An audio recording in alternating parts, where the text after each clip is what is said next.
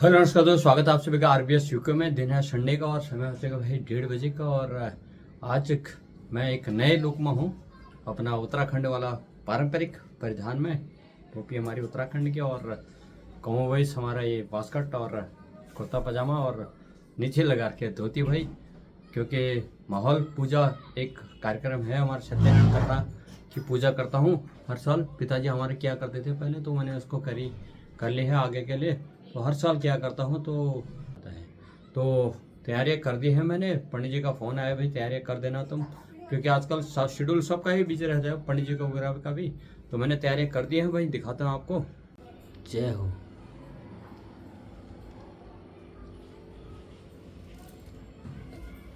जय श्री सत्यनारायण भगवान राकेश,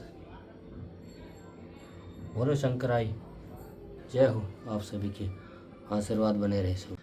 तो भाई समय हो चुका है दिन के 2:15 का। पंडित जी विराजमान हो चुके हैं और हम तैयारियां हमने कर ही दी थी, तो पंडित जी के दर्शन आपको कराते हैं। भगवान की जय हो। जय हो भगवान। श्री सत्यनारायण भगवान की जय हो। जय हो पंडित जी। आज प्रभु की कृपा से आपको ये सत्यव्रत कथा करने का अवसर प्राप्त हाँ हो रहा है। हाँ। और श्री बैड़ी माधव से हम प्रार्थना करते हैं कि हाँ, परिवार में हाँ, मंगलमय जीवन, बच्चों का उज्जवल भविष्य जी की कामना करते हुए हाँ, आज पंचम अध्याय की सत्यव्रत की कथा हाँ, आप इसका श्रवण करें हाँ, और मनोवांछित फल की प्राप्ति के लिए हाँ, निष्काम भाव से भगवान प्रभु का ध्यान करना है, स्मरण करना है, जप करना है। बढ़िया। हर हर महादेव। हर हर महादेव। जय हो।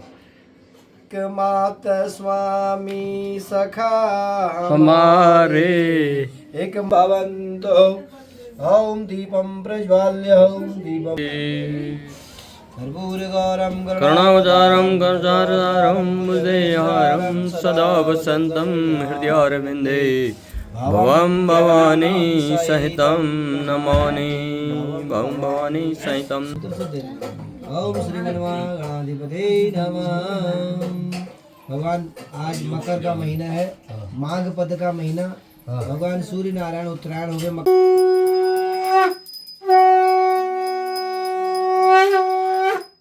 साक्षी प्रधान दीप नाथाये बलं समर्पयामि।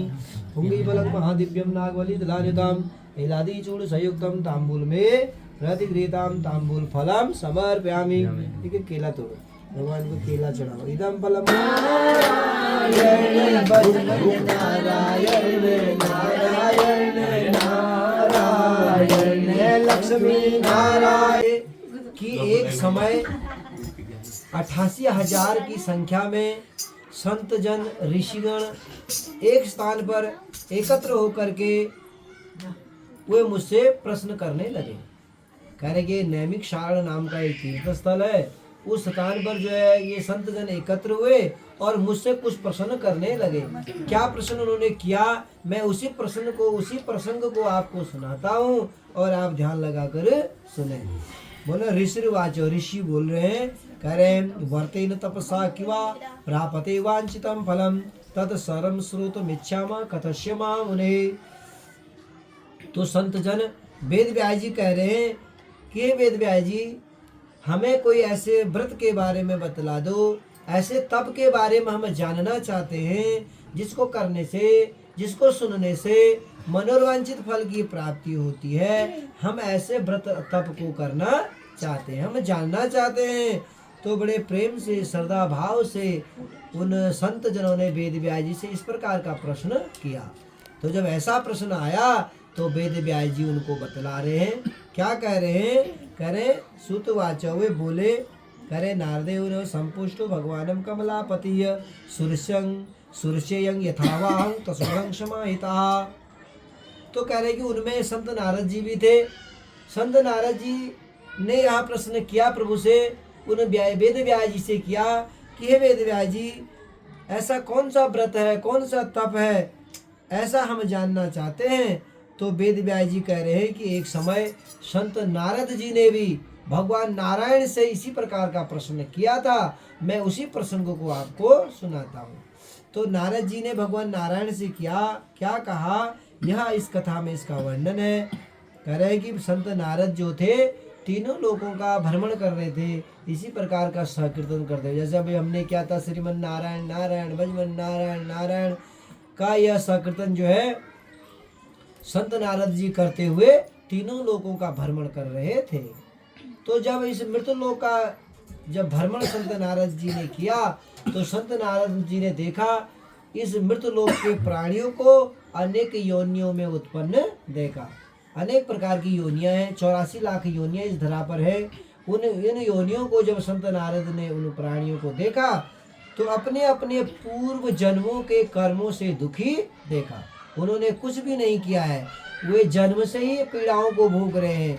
तो भगवान को, उस संत नारद को बड़ी दया उन प्राणियों पर आई और संत नारद जी उनके बारे में सोचने लगे, विचार करने लगे कि इन्होंने ऐसा कौन सा अपराध कर दिया जिसके कारण इनको इस भयंकर से भयंकर यह दंड मिला है, ऐसी पीड़ाएं मिली हुई है जिनको ये सहन कर रहे हैं।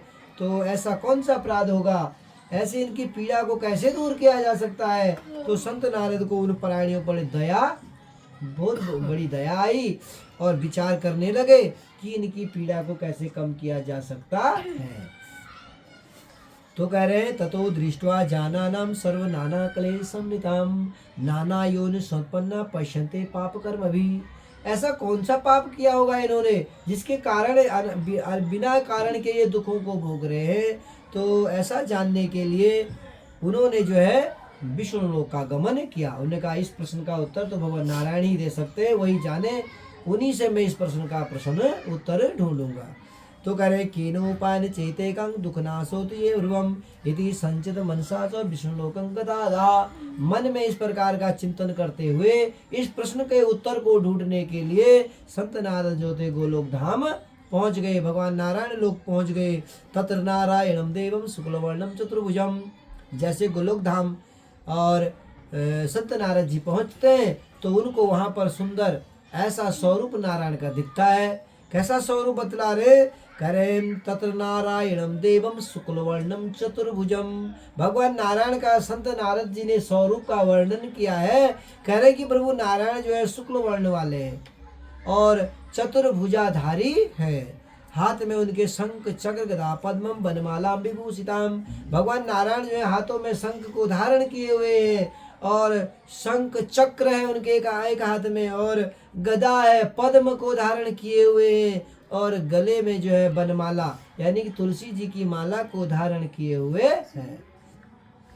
दृष्टवा तुम देवेश श्रोत समोचक्रमके।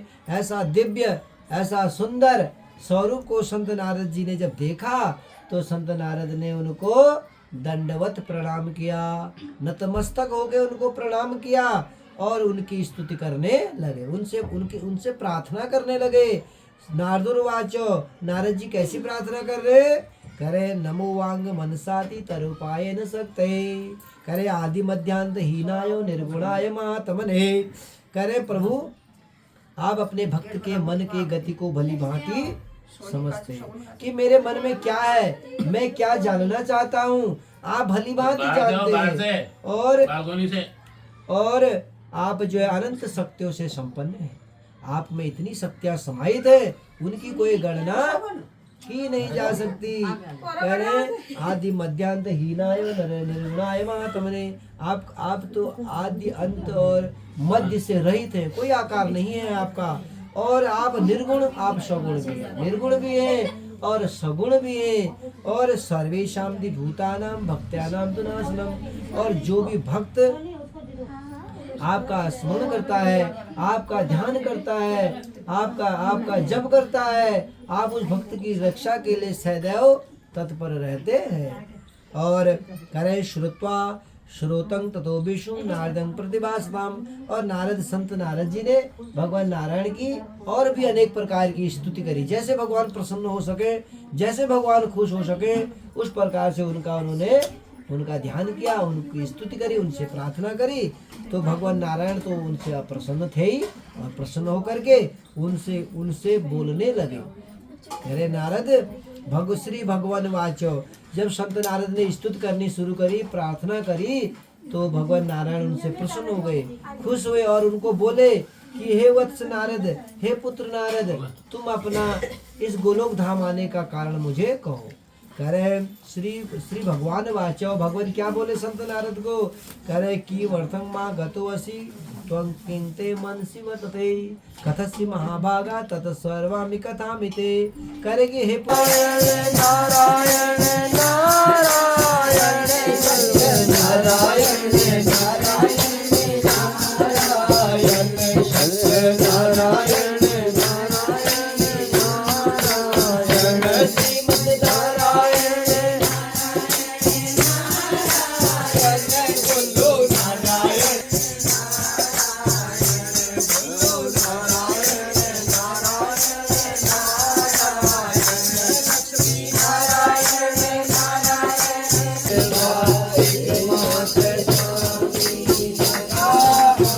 घर पर आकर के प्रभु को स्नान कराना, प्रभु की सेवा करना, उनका ध्यान करना और उनको धूप दीप करके अपना जो है भिक्षाचरण के लिए चले जाया, उनका नित्य का कर्म था। तो प्रभु की सेवा करता है, प्रभु का पूजन करता है, तो प्रभु भी अपने भक्त से उतना ही प्रेम करते हैं कि जितना प्रेम वह भक्त अपने प्रभु को करते हैं। तो प्रभु को भी बहुत ही अति प्रिय अपना भक्त है। तो प्रभु ने देखा कि मेरा यह भक्त जो है नित्य ही मेरी सेवा करता है और यह बहुत दरिद्र है, गरीब भी है, और उसके बाद भी मेरा जो है सेवा करना कभी भी यह छोड़ते नहीं है। तो कह रहे हैं कि आज मैं इसका मार्गदर्शन करूं, इनका कल्याण के लिए कोई ऐसा इनको रास्ता बतलाऊं। तो देखा कि प्रभु ने अपने भक्त की परीक्षा ली और उनको उस दिन न तो भिक्षाचरण में कोई अन्न की प्राप्ति हुई, न किसी सज्जन ने उनको जल पीने को दिया। तो कह रहे कि वह बहुत ही अपने भूख प्यास से व्याकुल हो गया। तो प्रभु नारायण ने देखा कि कैसे अपने मार्ग से यह विचलित तो नहीं होता, कहीं अपनी प्यास को बुझाने के लिए, कहीं भूख मिटाने के लिए कहीं चोरी तो नहीं करता है। ऐसा जानने के लिए प्रभु ने इस प्रकार का उनकी परीक्षा ली है। तो वह जो है और उसी मार्ग में स्वयं प्रभु नारायण एक बूढ़े ब्राह्मण का रूप धारण करके अपने भी चलने लगे।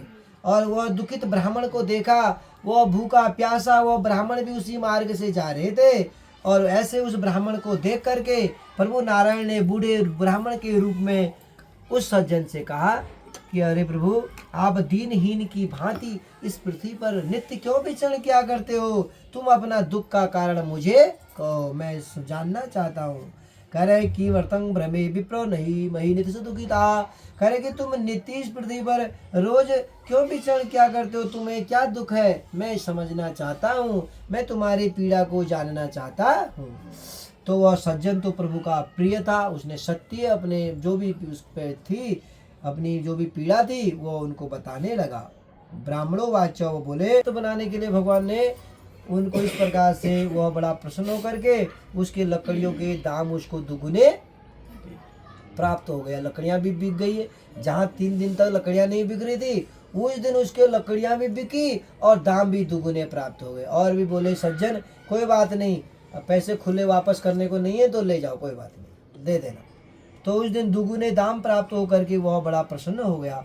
तदने काष्ट मूलम च द्विगुणम प्राप्त वासनो तथा प्रसन्न हृदय च शुभदम कदली फलम शर्करा घृत दुग्धम गोधूमसी चूर्णकम। वो पैसे से क्या किया, उसने सुंदर सुंदर कदली फल ले आया, पान सुपारी ध्वजा नारियल, केले का पत्र, केले का फल, गाय का दुग्ध दधि घृत, इस प्रकार से सब उन्होंने उसी धन से एकत्र कर लिया। और उसके बाद अपने गांव वासियों को बुलाया, अपने भाई बंधुओं से कहा आप हमारे घर आए। तो सबको बुला करके संध्या के समय सुंदर सा दरबार प्रभु का लगा करके श्री नवग्रह देवताओं का पूजन, पंच देवताओं का पूजन करके भगवान श्री नारायण के संकीर्तन का जप करने लगा। और उस व्रत को करने से, भगवान का ध्यान करने से करे तद व्रत से प्रभावेण धन पुत्रादिकं भवेत्। क्या प्राप्त हो गया उसको? उस पुण्य से, उनको उस व्रत से उनको जो है पुत्र की प्राप्ति हो गई, धन की प्राप्ति हो गई है, आगे पुत्र पौत्रादि की प्राप्ति हो गई। कह अनेक प्रकार के जो भी संपदाएं, जो भी हमको आवश्यक चीजें हैं, जो भी हमको जरूरत है इस पृथ्वी पर, उन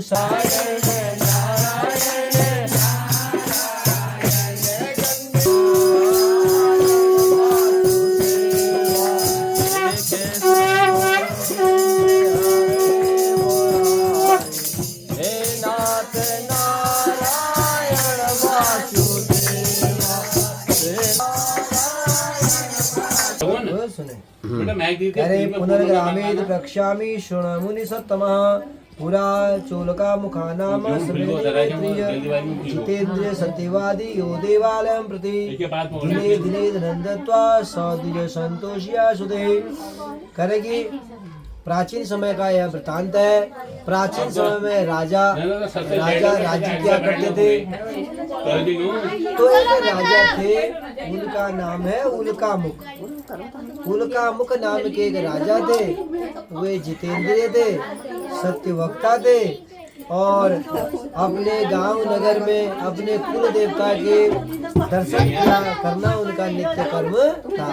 प्रातः ही वे उठकर नहा धोकर के अपने नगर में जाते, अपने कुल देवता के आगे मस्तक को टेक करके और जो भी वहाँ पर जो है जरूरतमंद हैं उनको धन आदि दे करके वे संतुष्ट किया करते। तो एक बार उस राजा ने अपनी पत्नी सहित यानी अपनी भार्या को लेकर के अपने भाई बंधुओं को लेकर के माँ गंगा जी के तट पर सत्यव्रत का आचरण किया। करे भार्या तस्य प्रमुग्धा च श्रोतवजना सती भद्रशिला नदी तीरे सत्यव्रत आचरेत। तो कह रहे उन राजा के राज्य के समीप एक गंगा जी बहती है। उस माँ गंगा जी का नाम है भद्रशिला और उस तट पर उन्होंने अपने पत्नी को लेकर के अपने भाई बंधुओं को लेकर के ऐसा ही सुंदर सा दरबार प्रभु का लगाया और भगवान का संकीर्तन किया गंगा जी के तट पर जा करके। तो कह रहे कि जब वह राजा गंगा जी के तट पर सत्यव्रत का आचरण कर रहे थे तो उसी समय एक साधु एक व्यापारी धन आदि लेकर के अपनी नौका से उसी गंगा मैया से जा रहे थे। पहले से कोई गाड़ी कार तो थे नहीं, तो गंगा जी से नौका विहार करते थे, लोग नाव चलाते थे, जो भी व्यापार आदि होता था। तो कह रहे कि वे व्यापार के लिए जा रहे थे। तो उस साधु ने देखा उस राजा को और राजा के बारे में जानने के लिए उसने अपनी नौका को रोक लिया और उस राजा से पूछने लगा। क्या पूछने लगा? साधु वाच्य। साधु बोला करे किमदंकुर क्षीराजनम भक्ति युक्तेन चेतसा प्रकाशम कुरु तत्सर्वम श्रोतमिच्छामि संप्रदा। करे कि हे राजन, तुम भक्ति युक्त होकर के इस स्थान पर किसका पूजन कर रहे हो? मैं भी जानना चाहता हूँ, मैं भी सोच रहा हूँ तुम यहाँ किस लिए आए हुए, मेरे मन में ऐसा विचार है। तो बड़े प्रेम से भाव से जब उस साधु ने पूछ लिया तो राजो आचो राजा बोला।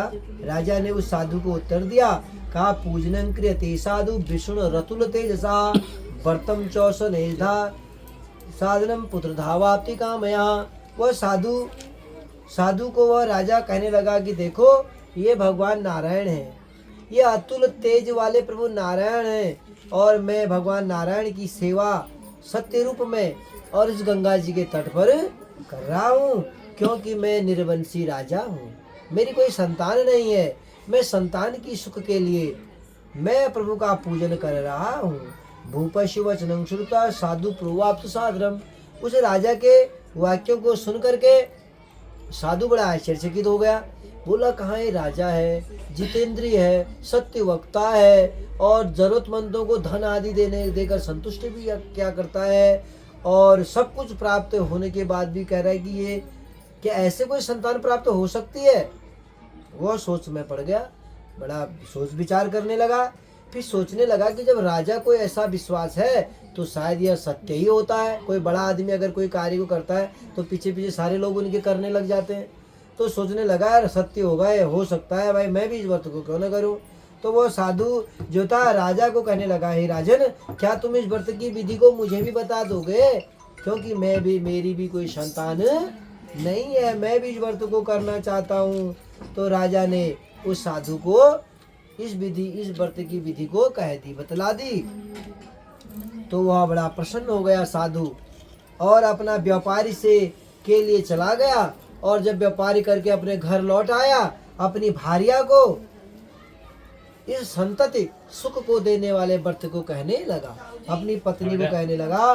कह रहे हैं भार्या का तंग सर्वम व्रत संततिदायकम तदा व्रतम करिष्यामि यदा मे संतति भवेत्। अपनी भार्या यानी अपनी पत्नी को कहने लगा देखो एक ऐसा व्रत है जिसको करने से, जिसको सुनने से संतान सुख की प्राप्ति हो सकती है, क्यों ना हम उस व्रत को करें। अपनी पत्नी को इस प्रकार से वो कहने लगा। पत्नी ने कहा हाँ ठीक है, अच्छी बात है फिर, क्योंकि उनकी भी कोई संतान नहीं थी, कई वर्ष उनके विवाह के हो गए थे, उनको भी संतान सुख प्राप्त नहीं था। तो दोनों पति पत्नियों ने यह विचार कर लिया क्यों न भगवान की सेवा की जाए, भगवान के शरण में जाए चले जाए।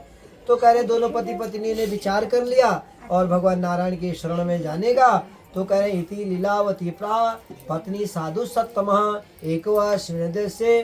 तो एक दिन उन दोनों ने विचार किया कि गंगा मैया, क्योंकि कोई भी व्रत अगर किया जाए तो पहले गंगा जी में डुबकी का विधान है। गंगा जी में जाते ना डुबकी लगाने के लिए, स्नान के लिए। जैसे आज सुबेरे कितना वहाँ पर स्नान किया, आज बहुत पुण्य दिन है स्नान। तो सुबेरे सुबेरे वहाँ ब्रह्म मुहूर्त में गंगा मैया में जाकर के लोगों ने स्नान किया है, दान किया है, जप किया है, तप किया है, यज्ञ किया है आज। तो कह रहे कि तो प्रथम जो है कोई भी व्रत कार्य को करना चाहो तो गंगा जी में डुबकी लगाना है। 3 बार डुबकी लगाने का विधान है, साबुन से गंगा जी में नहाने का विधान नहीं है। तो गंगा मैया में 3 बार डुबकी लगाना है, त्रिवेणी पर जाना है, डुबकी लगानी है, स्नान करना है। तो दोनों पति पत्नियों ने त्रिवेणी संगम तट पर जाकर के वहां डुबकी लगा लिया और नहा धो करके निवृत्त होकर के उसी गंगा मैया से जल ले लिया। हाथ में अभी अब संकल्प लिया था ना हमने, जल रखा था, तो ऐसा ही गंगा जल हाथ में लेकर के संकल्प लिया कि हे प्रभु, हे माँ गंगा, हे नारायण भगवान, अगर हमारे को संतान सुख प्राप्त हो जाएगी और हम भी आपके सत्यव्रत के रूप की कथा का श्रवण करेंगे। जल छोड़ दिया धरा पे। तो मैंने बताया कि भगवान तो भाव के भूखे हैं, भक्ति भाव चाहिए होती है, और क्या चाहिए भगवान को, श्रद्धा चाहिए होती है, भक्ति चाहिए होती है और भाव चाहिए होते हैं। तो श्रद्धा भक्ति भाव उनमें थी और संकल्प ले लिया, नहा धो करके जल भी रंग छोड़ दिया। तो भगवान प्रसन्न हो गए उनसे, भक्ति भाव को स्वीकार कर लिया उनका। तो कह रहे कि भगवान के उस भक्ति से, उस संकल्प की कृपा से भर्त युक्ता नंद चिता भव धर्मपरायणा गर्भणी सा भवतस्या भार्या सत्य प्रसादता। उस सत्यनारायण के उस प्रसाद से, उस भक्ति भाव से उनको उनके गर्भ में एक कन्या का जन्म हो गया, एक बालिका उत्पन्न हो गई उनके वहाँ। करे 10वें मासी वेतस्या कन्या रत्न मजायता। एक 10वें मास में उस साधु के घर में एक बालिका का जन्म हो गया, उत्पन्न हो गई बालिका। कह रहे नामना कलावती चेती तन्नामकरण कृत्वा। वह न बालिका जो थी बहुत ही सुंदर थी, दिव्य थी, क्योंकि भगवान के संकल्प के प्रभाव से उत्पन्न हुई थी। तो कह रहे कि वह बहुत ही दिव्य बालिका थी, उसमें ऐसी ऐसी कलाएं थी उस बालिका में, जिस प्रकार शुक्ल पक्ष का चांद की तरह ही। चांद का, शुक्ल पक्ष का चांद देखा है कि प्रतिपदा पूर्णिमा तृतीया ऐसे बढ़ते बढ़ते 15 दिन में कितने सुंदर छटाएं उसकी होती है, बढ़ जाता है, एकदम पूर्ण दिखाई देता है पूर्णमासी में। इसी प्रकार की वो बालिका भी दिन प्रतिदिन इस प्रकार बढ़ रही थी। तो कह रहे उस चंद्र की कला को देख करके उन्होंने उसका नाम भी कलावती रख दिया, क्योंकि पहले तो ऐसे ही नामकरण पंचांग आदि देख के सुना होता था, कोई पेड़ को देख करके, कोई किसी चीज को देख करके ऐसे ही नाम रख देते थे। तो उसकी कला, उसका नाम कलावती रख दिया और अब नामकरण भी हो गया उस साधु की लड़की, उस साधु की कन्या का। तो उनकी पत्नी लीलावती थी, अपने स्वामी से बड़े मधुर अपनी लड़की को उसको कन्यादान में दे दिया और धूप दीप भी नहीं करा। और जिनकी कृपा से संतान सुख मिला उनको भूल गया, जिनकी कृपा से सुख संपदाएं प्राप्त हुई थी उनको भूल गया बस। और उनकी पत्नी भी भूल गई इतने सालों में। पत्नी को तो याद था, लेकिन बाद में व्यापारी थे भाई, व्यापार में कभी नाफा आ गया, कभी टोटा आ गया, कभी कुछ आ गया, कभी कुछ हो गया, तो इसी चक्कर में लगे रहे। वे दोनों पति पत्नी भूल गए भगवान की सेवा भी। तो भगवान नाराज हो गए शादी के बाद, बोला देखो कितना लालची आदमी है, सब कुछ प्राप्त होने के बाद भी एक धूप दीप भी मुझे नहीं कर रहा है। मुझे क्या चाहिए थे, श्रद्धा भक्ति से धूप जला देता मेरे आगे, मैं कह रहा था केले लाओ, फल लाओ, मिठाई लाओ। तो कह रहे हैं कि ऐसा वो करना भूल गया। तो भगवान रुष्ट हो गए, नाराज हो गए उससे। अब इधर अपने जामता श्री को लेकर के वो साधु जो था ना, व्यापारी, क्योंकि जामता तो छोटा ही था, जब लड़की 5 साल की थी तो लड़का भी 7 साल का था, ऐसे होते तो बराबर होते थे, पहले तो बिल्कुल बराबरी दे होते थे। तो कह रहे अपने जामता श्री को कहने लगा चलो अब तुमको भी व्यापारी कार्य सिखाएंगे, क्योंकि विवाह हो गया था, उसको भी तो कल को आगे अपने बच्चों आदि का पालन पोषण करना है, भरण पोषण करना है। तो अपने जामता को भी कार्य सिखाने के लिए बम्बई लेके चले गए, माया नगरी में। वहाँ के राजा उन दिनों राजा चंद्रकेतु हुआ करते थे। राजा चंद्रकेतु के राज्य में जाकर के दोनों ससुर जामाद व्यापार करने लगे। तो व्यापार करने लगे तो वहां जाकर के दूसरे राज्य में जाकर जब उन्होंने व्यापारिक कार्य खोला तो उनका कार्य बिल्कुल दौड़ने लगा। कई वर्षों से वहां कई लोग व्यापार कर रहे थे माया नगरी में, उनका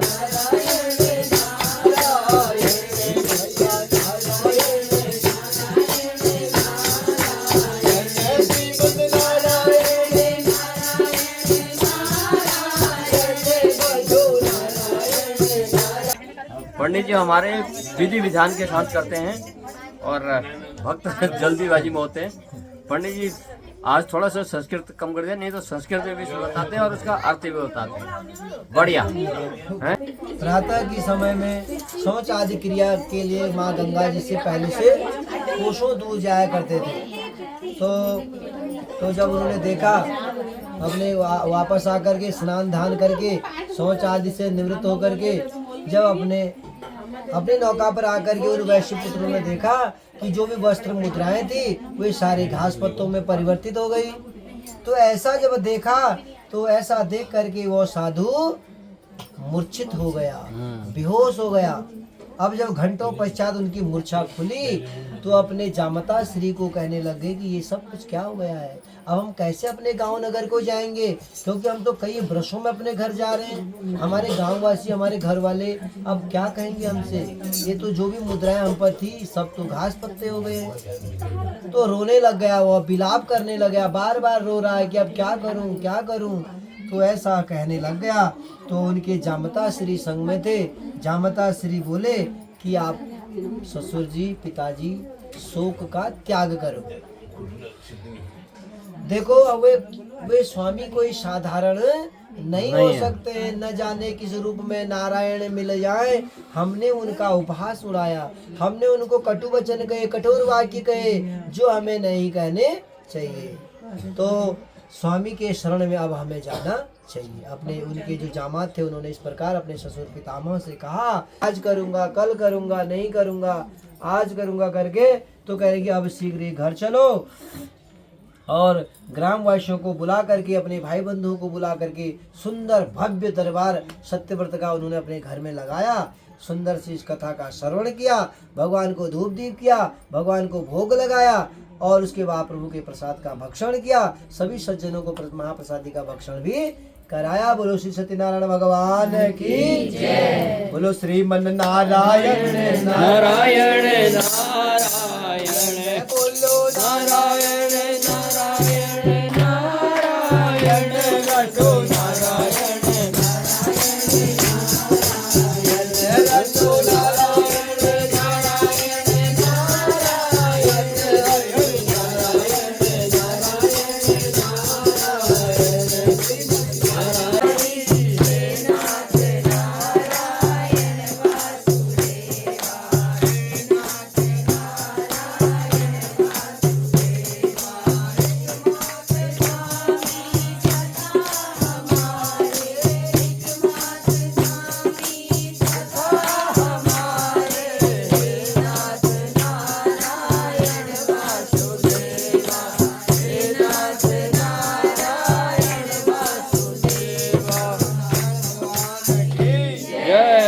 लक्ष्मी नारायण भगवान की जय।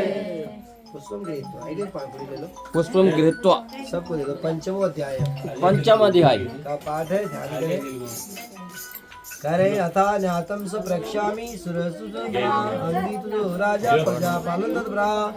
पंचम अध्याय की कथा में एक राजा थे, उनका नाम था तुंगध्वज और वे राजा अपनी प्रजा का पालन अपनी संतान की तरह ही किया करते थे। और एक बार उस राजा से भी एक अपराध हो गया। तो वह किस प्रकार का अपराध है वो मैं आपको सुनाता हूँ और आप ध्यान से सुने। करें स्वयं दुखमापया एकदा सबनंदत्वा बहु पशुनाम। करेंगे एक बार उस राजा के राज्य के समीप जो है जंगली जानवर आने लगे थे। आगे जो गांव में आ रहे आजकल जंगली जानवर आने लगे गांव के समीप, सभी जगह आ रहे उत्तराखंड में। तो अब उत्तराखंड में कोई राजा तो है नहीं, पहले राजा होते थे। प्राप्त होता है तो आज हम उनको ब्राह्मण सुदामा के रूप में जानते हैं। तो सुदामा जी के जीवन को उसी पुण्य के फल से जो है धन्य करने के लिए प्रभु नारायण ने कृष्ण अवतार धारण किया। कृष्ण अवतरित होकर के उसी गुरुकुल में चले गए जहाँ सुदामा जी की शिक्षा दीक्षा हो रही थी। तो बाल सखा के रूप में उस गरीब सुदामा को भगवान नारायण प्राप्त हो गए। तो श्री नारायण का भगवान कृष्ण का उनका बाल सखा के रूप में मिले। तो जिनके बाल सखा ऐसे भगवान होंगे तो उनका जीवन अपना आप ही धन्य हो गया। तो कह रहा उनका वह जन जीवन भी धन्य हो गया, भगवान कृष्ण के संग उनका जीवन वो तर गए। फिर मैंने आपको बताया कि उस गरीब ब्राह्मण को देख करके एक काष्ठ विक्रेता को भी कथावर्त करने का जो है अवसर प्राप्त हो गया। तो कह रहे जब काष्ठ विक्रेता ने अपने जीवन में भगवान नारायण की सेवा करी, भगवान की कथा सुनी, तो कह रहे हैं उस काष्ठ विक्रेता का जीवन अनेक प्रकार के सुखों से परिपूर्ण हुआ। और अगला जन्म जब उसको पुनः मानव का मिला तो हम आज उन्हें निषाद राज के रूप में जानते हैं, केवट के रूप में जानते हैं। उस केवट के जीवन को धन्य करने के लिए प्रभु नारायण ने ही रामावतार लिया और माँ जगदम्बा जगतजननी सीता माता और लक्ष्मण लला को लेकर के उस निषाद राज को अपनी नौका उनकी नौका से पार करने का अवसर प्राप्त करा दिया। जो जगत के पालनहार हैं, जो संसार को पार कर सकते हैं, जिन्होंने पूरा संसार अपने मस्तक में उठा रखा है, जगदम्बा जननी सीता माता, उनसे कह रहे हैं आप हमें पार करा दो। तो उस केवट ने क्या किया, उस भगवान नारायण के चरणों का पान करा दिया, सुखों का लाभ प्राप्त हुआ। आगे जन्म जब उनका प्राप्त होता है तो आज वे दानवीर मूर्ध्वज के रूप में जाने जाते हैं। तो कह रहे हैं कि पंचमों अध्याय में मैंने एक ऐसी कथा आपको सुनाई कि उन्होंने ग्वाल बाल संग राजा वन में भक्ति करी। जब उस राजा ने वन में पूजन किया तो पुण्य अर्जित कर लिया था, पुण्य के फल से अनेक प्रकार के सुख प्राप्त हुए। अंत में उनको जो मोक्ष की प्राप्ति हो गई, वैकुंठ धाम प्राप्त हो गया। जब अगला जन्म जब उनका मानव का होता है तो आज हम उन्हें भी महाराजा मनु के रूप में जानते हैं। पूरा विश्व समुदाय, पूरा मानव सब महाराजा मनु की संतान के रूप में जाने जाते हैं। इस प्रकार यह पंचम अध्याय कथा संपन्न हो गई है। और पुनः एक बार भगवान सत्यनारायण का जयकारा करें। बोलो श्री सत्यनारायण भगवान की जय। श्रीमन नारायण नारायण नारायण बोलो नारायण